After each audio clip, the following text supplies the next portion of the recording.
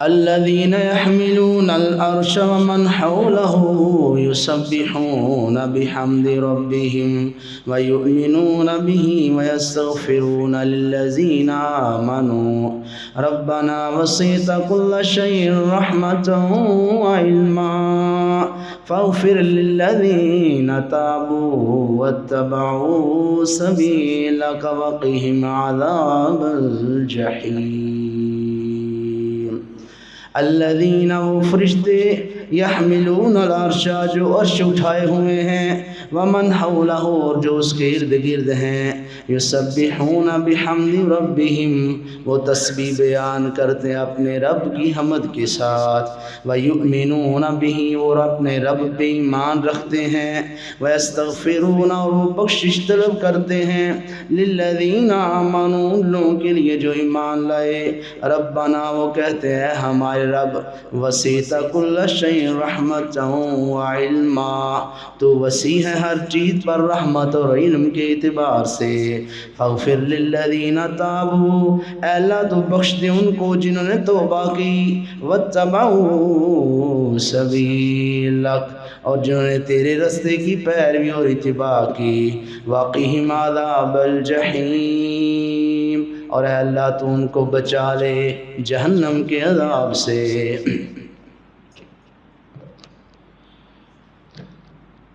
اللہ رب العالمین نے قرآن کے اندر ان خوش نصیبوں کا بھی ذکر کیا ہے جن کے لیے فرشتوں کی دعائیں ہوتی ہیں، جن کے لیے رب کی طرف سے رحمت کا نزول ہوتا ہے. ان میں سے چند ایک کے بارے آپ گزشتہ خطبہ جمعہ میں سماعت کر چکے. ایک وہ بندہ جو رات باوضو ہو کے سوتا ہے اس کے لیے فرشتے دعا کرتے ہیں. ایک وہ بندہ جو پہلی صف میں آ کے نماز کے لیے کھڑا ہوتا ہے فرشتے اس کے لیے بھی دعا کرتے ہیں اور اللہ رب العالمین اس پہ رحمت نازل فرماتے ہیں. ایک وہ بندہ جو فرشتے جس کے لیے دعا کرتے ہیں جو صف کی دائیں جانب کھڑا ہوتا. چوتھا وہ تھا جو صف کو ملاتا ہے. ان چار کے حوالے سے تفصیلات آپ گزشتہ خطبہ جمعہ میں سماعت کر چکے ہیں. مزید کن کے لیے فرشتے دعا کرتے ہیں؟ رسول اللہ صلی اللہ علیہ وسلم نے شاخنا جو بندہ نماز کے انتظار میں بیٹھا رہتا ہے فرشتے اس کے لیے بھی دعا کرتے ہیں کہ اللہ اس کے اوپر اپنی رحمت نازل فرما. یہ نماز کا انتظار کرنا، اس رب کی ملاقات کا انتظار کرنا جس نے ہمیں 5 وقت یہ شرف عطا کیا ہے کہ 5 وقت میرے ساتھ آ کے تم ہم کلامی اور سرگوشی کرو. فرشتے ایسے بندے کے لیے اللہ کے حضور دعائیں کرتے ہیں کہ اللہ اس کے اوپر اپنی رحمت نازل فرما دے. اور کیا کہتے ہیں؟ اللہم اغفر لہ ورحمہ، اے اللہ اس کو معاف کر دے، اس پہ رحمت نازل فرما.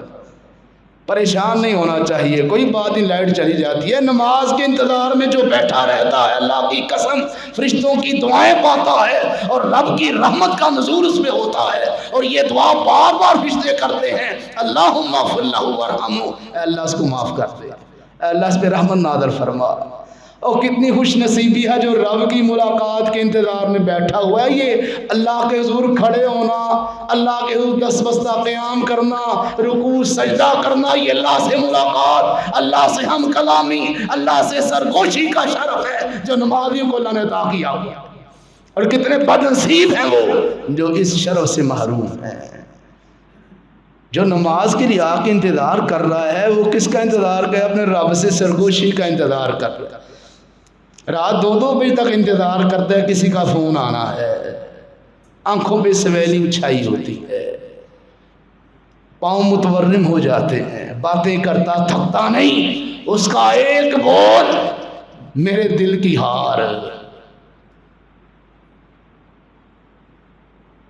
یہ حال ہے اب لوگوں کا. کس کا انتظار کر رہا ہے؟ جس نے وقت دیا ہوا، اس سے فون پہ گفتگو کر. اور تیرا رابطہ اللہ کے ساتھ ہونا چاہیے.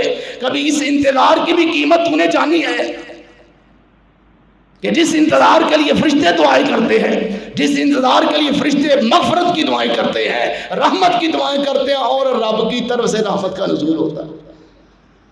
اس کو معمولی نہ سمجھا کر. پہلے آنے والا، نماز سنتے پڑھ کے بیٹھ جانے والا، واللہ وہ اللہ کی طرف سے رحمت کا مستحق ہو رہا ہوتا ہے، فرشتوں کی دعائیں پا رہا۔ ایک یہ بندہ ہے، آپ غور کریں نماز کا انتظار بھی کتنی شان ہے، اللہ اکبر۔ اور مزید کیا شان ہے، رسول اللہ صلی اللہ علیہ وسلم فرماتے ہیں اذان اور اقامت کے درمیان کا وقت دعا کی قبولیت کا وقت ہے، اور دعائیں التجائیں کیا کریں، ادھر ادھر کی باتیں چھوڑ دیا کریں، مسجد آتے ہوئے دنیا کے رابطے منقطع کر دیا کریں، ڈسکنیکٹ کر دیا کریں، رابطہ اللہ سے جاری ہو۔ چھوڑ دے باتیں، یہ نہیں آ رہا، لائٹ نہیں آ رہی، وہ نہیں ہو رہا، دنیا ادھر چلی گئی، حکومت ادھر چلی گئی، سب سے بڑی حکومت میرے رب کی ہے، اسے رابطہ کر۔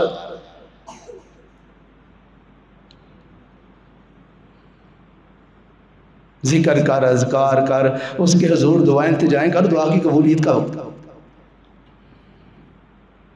اللہ اکبر۔ ذہن میں خیال آ رہا تھا لائٹ نہ ہی بڑی پریشانی ہو گئی ہے، یہ ہوگا، اللہ اور اللہ سے دعا التجا کی ہے، اللہ نے رحمت فرما دی ہے، ورنہ گرمی میں جمعہ پڑھنا تھا۔ کوئی بات نہیں، نیکی میں جتنی مشقت کوئی برداشت کرے، اللہ کے ہاں شان بھی بہت بڑی۔ مقام ویسے نہیں ملتا، رتبے ویسے ہی نہیں ملتے، اللہ کے ہاں شان و مقام ویسے ہی حاصل نہیں ہوتا۔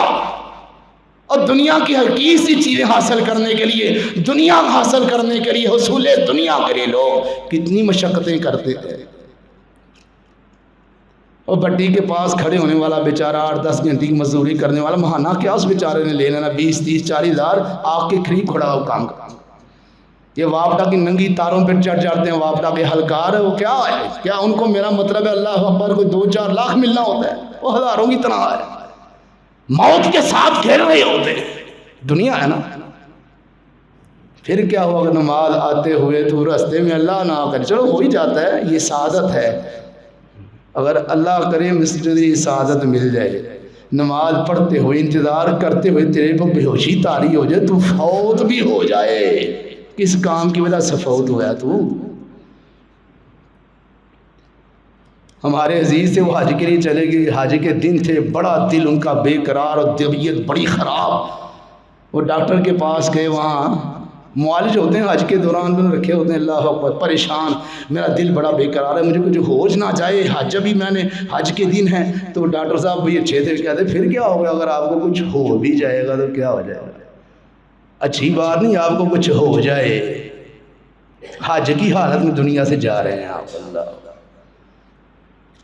اور نیکی کی تو بہت بڑی سعادت ہے، جس حال میں فوت ہوگا اس حال میں اٹھایا جائے گا، بڑے خوش نصیب ہے دنیا کے اندر، اذان دیتے لیکن مومن ہو صحیح، مومن ہو صحیح، پنجگانہ نماز کا پابند ہو، وامر و نواہی کا پابند ہو، اطاعت کے اندر پورا مضبوط ہو، منہیات سے بچنے والا ہو، اوامر و نواہی کا پابند ہو، پھر اذان دیتے فوت ہو تو، پھر نماز پڑھتے سجدہ کرتے فوت ہو، دعا کیا کر اللہ سے۔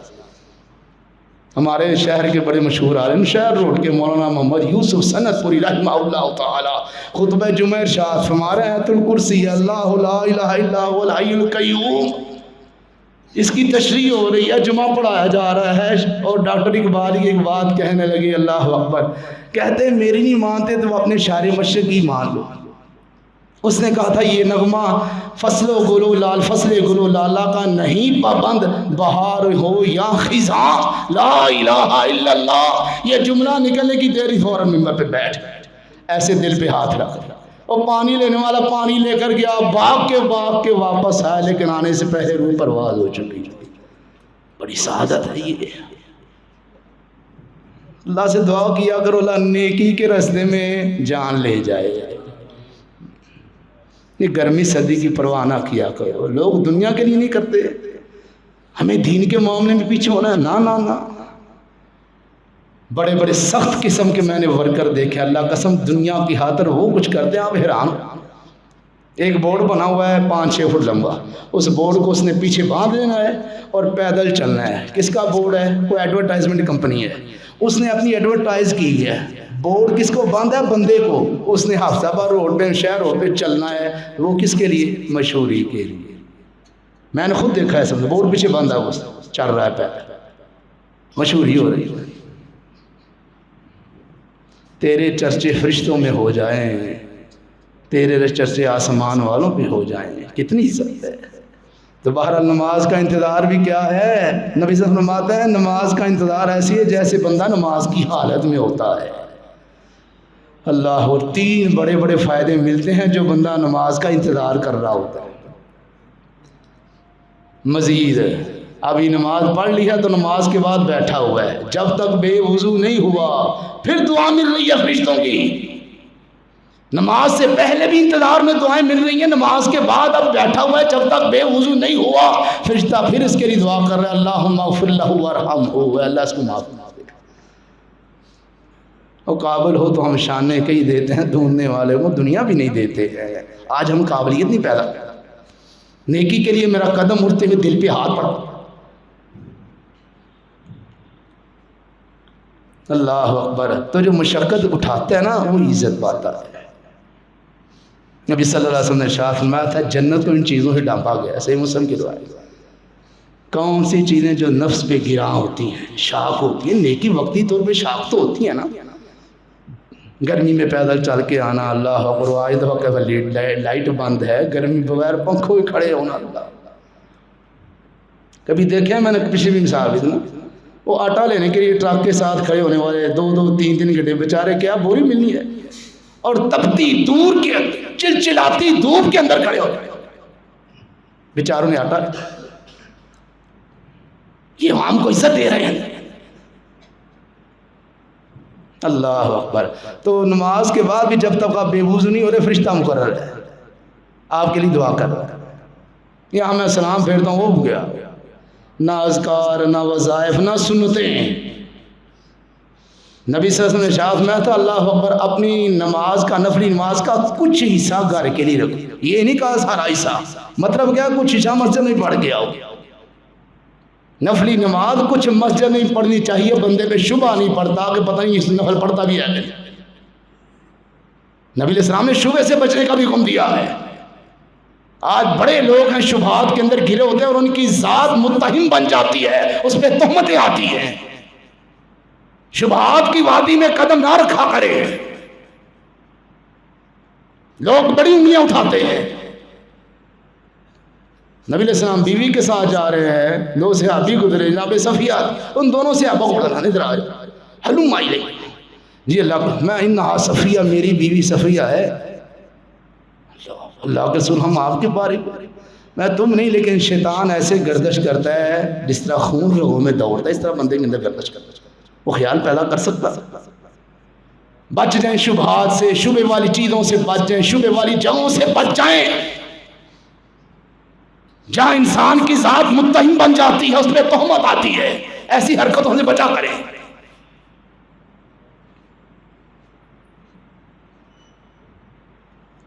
شیخ اعظم رحمہ اللہ فرماتے تھے کبھی درس کے اندر نا، تقریر کے اندر میں بچہ بھی لے جاتا تھا تو میں جا کے وہاں تعارف کو آ لیا کرتا یہ میرا بیٹا ہے. مولوی صاحب منڈے ہم نہیں پھر دیں. ہمارے ایک بہت بڑے خطیب ہیں پاکستان کے، انہوں نے کہا میں اپنا بیٹا ایک دفعہ لے گیا، درس تھا تو اللہ اکبر وہ میرے ساتھ کھانا کھا رہا تھا تو ساتھ ہی مولانا بیٹھے ہوئے تھے، انہوں نے تبصرہ لگا دیا. بڑے بچے خوبصورت ساتھ دیے. وہ بیٹا تھا ان کا. کہتے ہیں میں نے اس کے بعد اپنا بیٹا کبھی لے کر نہیں گیا. اللہ آپ شبہات سے کیوں نہیں بچتے؟ 2 چھریاں ہیں لوگوں کی. بہرحال نماز کے بعد انتظار کرتے ہوئے بھی کیا ہو رہا ہے فرشتوں کی، لیکن جب تک بے وضو نہیں ہوتی کچھ بھی نہ بندہ پڑھے نماز کے بعد فرشتے کی دعا مل رہی ہے. اور اگر اذکار کرے گا اللہ پھر مزید شان ہے. چھوڑ دے بھاگنا، فوراً جوتی پکڑی ہو گئے، چلو مجبوری ہوتی ہے جا بھی سکتا ہے بندہ، منع نہیں ہے. اور کبھی مسجد میں دل بھی لگا لیا، بھاگتے بھاگتے میں آتا ہوں اور بھاگتے بھاگتے چلا جاتا. یہی حال پنجگانہ نماز کا بھی حال جمعے کا ہے. کئی لوگوں نے ٹائم رکھا ہوتا ہے، بس اترنے والے ہیں، اب خطیب صاحب نماز کھڑی ہونے والی ہے، اب میں ابھی جا رہا ہوں، میں ابھی آ رہا ہوں، آنا جانا یہ بس. یہ کیا طریقہ ہے؟ اللہ کی وجہ سے لائٹ بند تھی، ابھی ماشاءاللہ لائٹ بند کے اندر کئی بندے اندر سنتے پڑھ رہے تھے، انتظار کر رہے تھے. یہ نہیں کہ باہر گلی میں دوڑ جائیں. کارخانوں کی لائٹ بند ہوتی ہے کہ نہیں؟ کیوں جی؟ لیبر پارٹی بیٹھی ہوتی ہے وہاں. یہاں تو بیٹھنا بھی بڑی سعادت ہے. اچھا جی، کل نا 6 جگہیں ہو گئی ہیں نماز کے حوالے سے جس کے اوپر فرشتے دعا کرتے ہیں. کتنی جگہ ہو گئی ہیں؟ کتنے موقع؟ 6. اللہ اکبر. ایک موقع ہو رہا ہے. میں نے کہا تھا نا کل 7 مواقع ہیں، صرف نمازی کے لیے 7 موقعوں پہ فرشتوں کی دعائیں ہوتی ہیں. وہ 7واں موقع کون سا ہے؟ رسول اللہ فرماتے ہیں عصر اور فجر کے وقت فرشتوں کی تبدیلی ہوتی ہے. جو صبح والے فرشتے ہیں اللہ اکبر جو آئے ہوتے ہیں فجر کے وقت، وہ عصر کے وقت چلے جاتے ہیں، اور جو عصر والے پھر فجر کے وقت، وہ دونوں اکٹھے ہوتے ہیں. دونوں نمازوں، فجر اور عصر، دونوں فرشتے اکٹھے ہوتے ہیں. پھر اللہ ان سے پوچھتے ہیں، باوجود کہ اللہ ہر چیز جانتے ہیں، گواہی قائم کرنے کے لیے اپنے نیک نمازی بندوں کے حق میں اللہ فرشتوں پہ بھی حجت قائم کرتے ہیں. اللہ پوچھتے میرے بندے کیا کر رہے تھے؟ اللہ جب گئے وہاں اس وقت بھی نماز پڑھتے، آئے اس وقت بھی نماز پڑھ رہے. گواہی ہو رہی ہے دونوں وقت میں، فجر عصر فجر عصر. میری بستر پہ بیڈ پہ گزرتی ہے، عصر کاروباری اوقات میں ٹیلی فون پہ گزرتی ہے.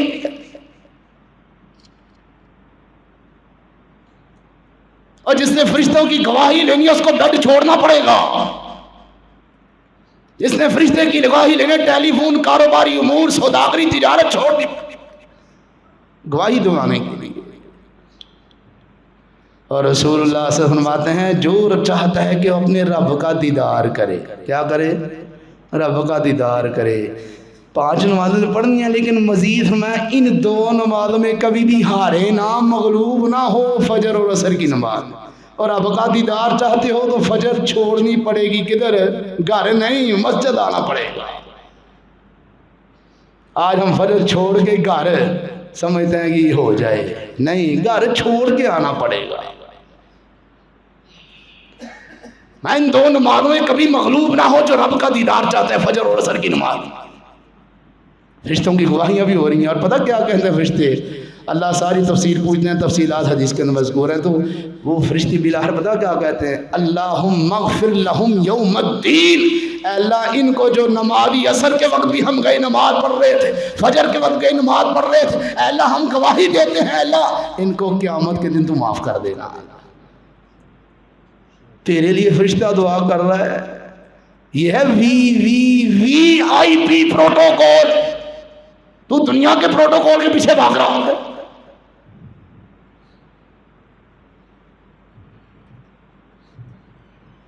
سات مواقع پہ فرشتوں کی دعائیں مل رہی ہیں نمازی کو.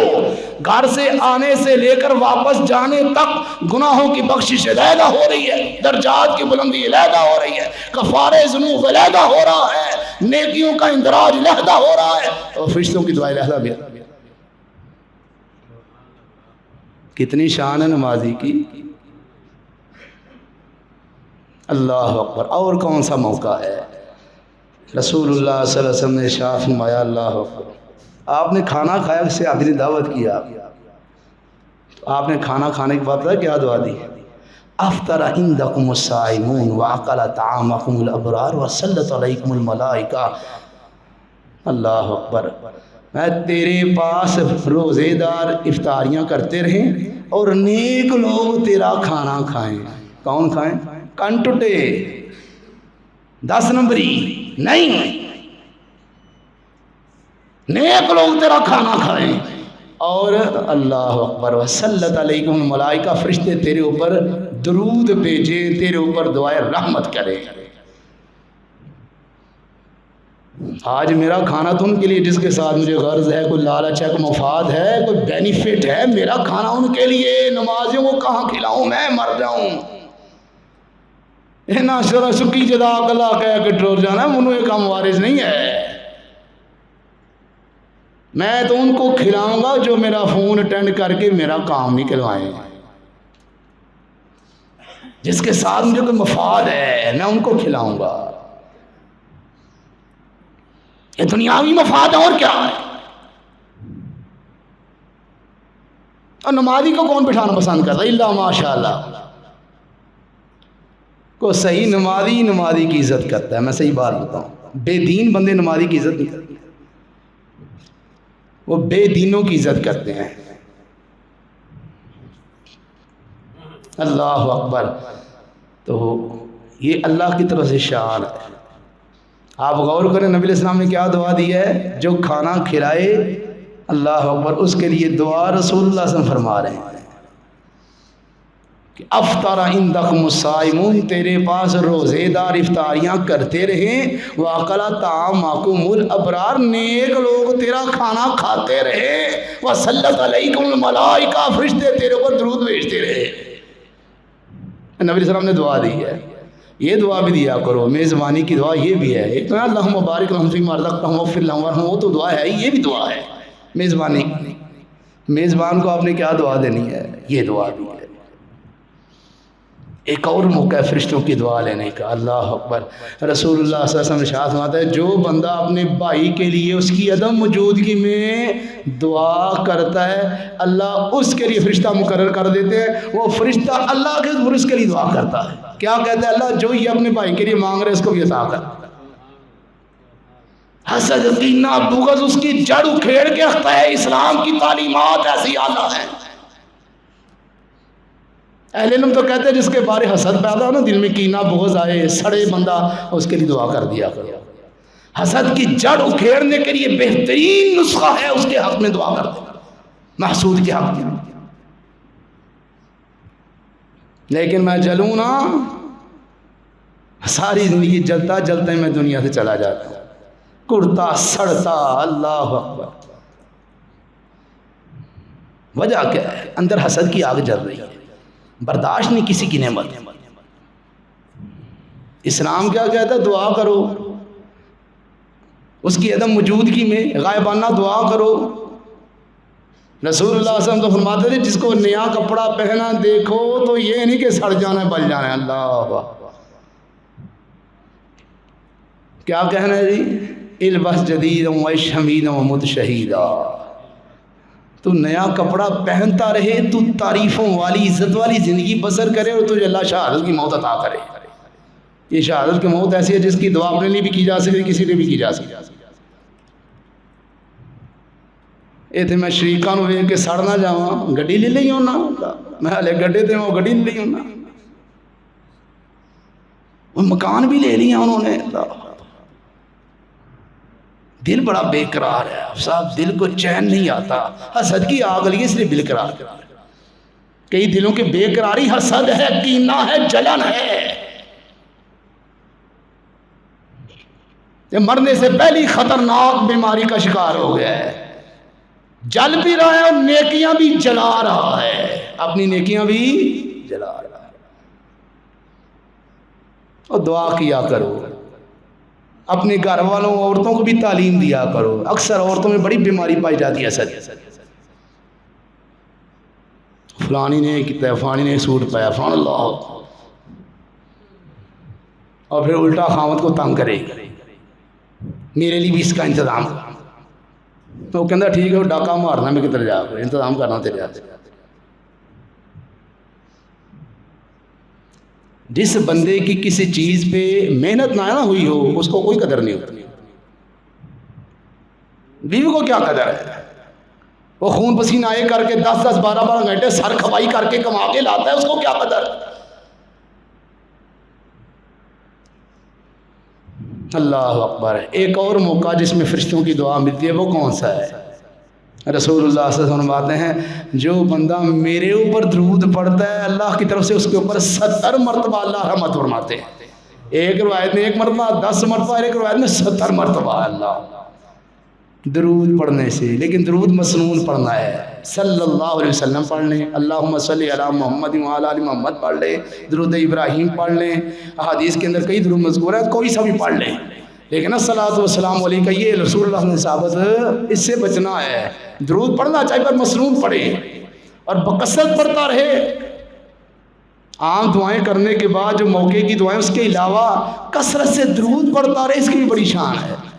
नबी सल्लल्लाहु अलैहि वसल्लम ने एक सहाबी से कहा था बकसरत दूध के वाले में, फिर तो अल्लाह तेरा हर गम हम दूर कर देगा।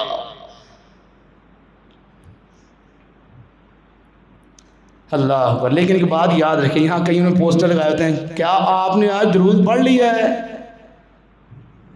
ये याद रखें, ये लिखें कि क्या आपने नमाज पढ़ लिया है। क्यों? नमाज पढ़ने वाला दुरूद पढ़ता है, नमाज पढ़ने वाला दुरूद पढ़ता है, और दुरूद भी उसी का मकबूल है जो नमाज पढ़ने वाला है, दुरूद उसका मकबूल। ये जितने भी फ़ज़ाइल हैं, जितने भी अल्लाह की तरफ से ये बरक़ात के अवामिर हैं, ये किसके लिए हैं? जो मोमिन बंदा है, जो फ़राइज़ वाजिबात का पाबंद है। नमाज पढ़ता नहीं, जितना मर्जी पूरी दिन में हज़ारों लाखों दुरूद पढ़ ले, मच्छर के पर के बराबर भी कीमत नहीं तेरी। जिसने दुरूद का हुक्म दिया या जिस पे दुरूद पढ़ रहा है, अल्लाह वो तो 5 वक्त के नमाजी नहीं थे, बल्कि इशराक, तहज्जुद, नवाफिल के भी पाबंद थे। जिस पे दुरूद पढ़ रहा है, क्या उन्होंने महज पूरी जिंदगी दुरूद ही पढ़ा है कि नमाज नहीं पढ़ी? इसे नमाज पढ़ के दुरूद पढ़ें तो फिर फ़ायदा है।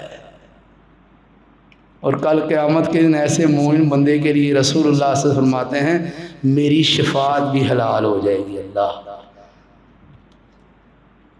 दुरूद भी दुआ ही है ना। अल्लाहुम्मा सल्ली अला मुहम्मद व अला अल्लाह रहमत फरमा मोहम्मद सल्लल्लाहु अलैहि वसल्लम पर और आले मोहम्मद। आल कौन है? सारे जो पैरोकार हैं आपके, वो सारी आपकी आल है। जो भी सच्चा पैरोकार है, मुत्तबे सुन्नत, वो आपकी आल है। अल्लाह के हुज़ूर इल्तिजा हो रही है, ए अल्लाह तू रहमत फरमा। अल्लाह, इसी तरह आखिरी मौका वो कौन सा? और भी कई मौके, लेकिन टाइम ख़त्म होने के करीब है, बल्कि ख़त्म हो ही गया है। रसूलुल्लाह फरमाते हैं हर रोज़ 2 फरिश्ते उतरते हैं आसमान से, एक दुआ करता है किसके लिए? अल्लाहुम्मा आति मुनफिका खलफा, अल्लाह जो तेरी राह में खर्च करता है उसको बेहतरीन नेमुल बदल अता फरमा, बेहतरीन बदल नेमुल बदल अता फरमा जो तेरी राह में खर्च करता है। और अल्लाह जो रोक के रखता है उसका माल तलफ और बर्बाद कर दे। फरिश्ते की बद्दुआ भी मिल रही है। आगे मैं बयान करूंगा वो लोग भी जिनको फरिश्तों की लानत और बद्दुआएं मिलती हैं, वो कौन कौन से हैं।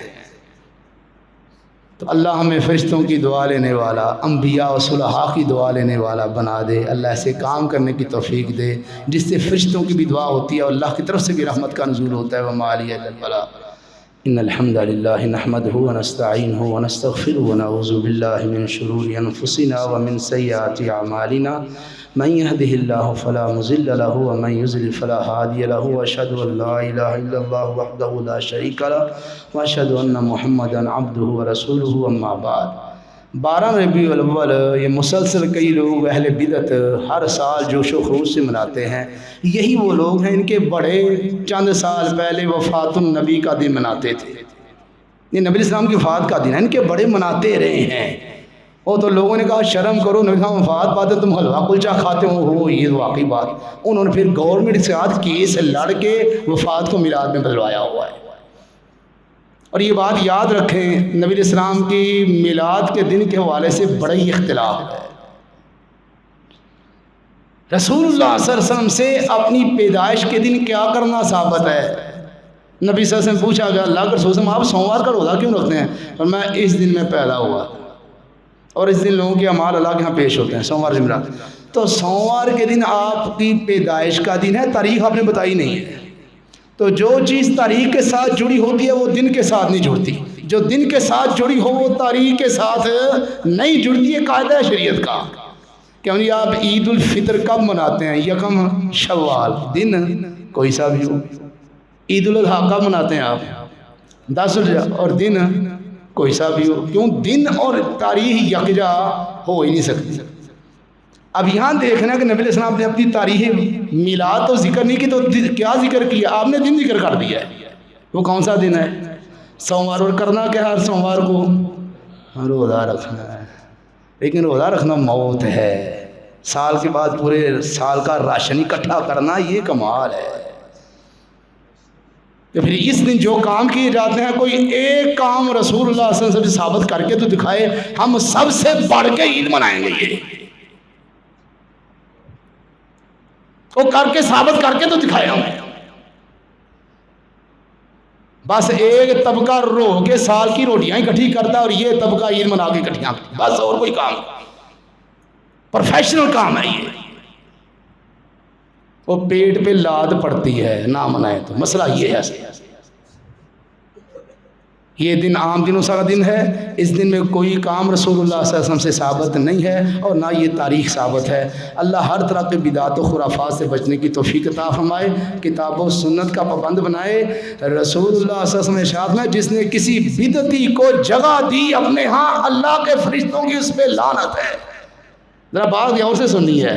بدعتی کو جگہ دینے والا، احترام کرنے والا بدعتی کا، اس کے اوپر اللہ کی لعنت ہو. تو جو بدعت کرتا ہے، بات سمجھ آ رہی ہے کہ نہیں؟ کوئی جو بدعتی کو جگہ دے، اس کے ساتھ بڑا پروٹوکول کرے، دل سے عزت کرے. ایک ہوتا ہے رکھ رکھاؤ اور چیز ہے، کاروبار کرنا یہ اور چیز ہے. ایک دلی احترام کرنا کسی بدعتی کا، یہ مراد ہے یہاں. میں جس نے یہ کام کیا، خصوصاً مدینے میں یہ کام کیا، اس پہ اللہ کے فرشتوں کی لعنت. تو جو بدعت کرنے والا، اس پہ کتنی بڑی لعنت ہوگی. بدعت ہوتی کیا ہے؟ وہ چیز جو کتاب و سنت سے جو نیکی ثابت نہیں، اس کو دین بنا کے دین میں شامل کر دینا. کئی لوگ کہتے ہیں پکھے چلانے، گڈیاں چلانی بدعت. اور بھائی یہ دنیا کے کام ہیں، یہ دین کے کام نہیں. دین کے اندر کوئی نیا کام شامل کرنا وہ بدعت ہے. ورنہ یہ دنیا کے منہ نے نام پنکھے چلائے، آپ نام گاڑی پہ بیٹھے، کھوتا ریڑھی پہ بیٹھ جا کر تو جا گئے. خام لوگوں کو جھانسا چکما دے رہا ہے. اللہ سمر و اصلاح کی توفیق دے.